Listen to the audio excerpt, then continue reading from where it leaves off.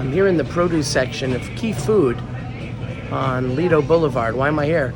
Because of this week's Parsha. I'm standing in front of the section that has grapes. And there's an important connection to grapes in the Parsha. The Meraglim left at the time they made Bikurei Anavim. It was the harvest for the grapes. And when the Meraglim came back with their scary story, they brought 3 fruit. They brought a pomegranate, they brought figs, and they brought grapes.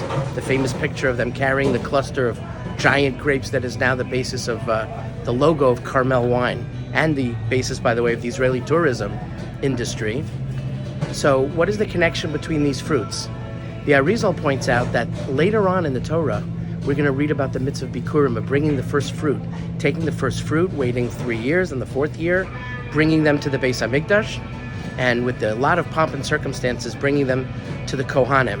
And that mitzvah, says the Arizal, comes to atone for the sin of the Meraglim, of maligning Eretz Yisrael, chas v'shalom, with the fruit, and instead the land is to be praised.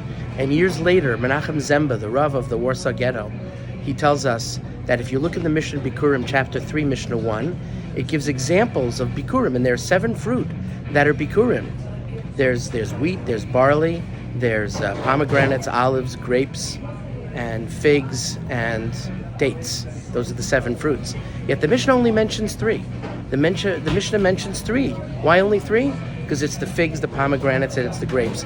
It's the ones that the Meraglim tried to malign the land with that we come and say, look, this is the fruit of the land of Eretz Yisrael.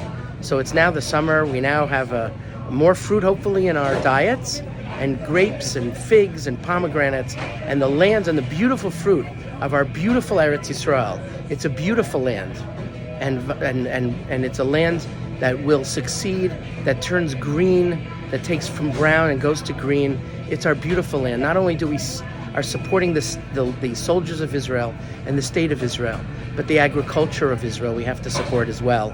And that's starting with buying grapes, buying pomegranates, buying figs, and other things. Have a beautiful Shabbos.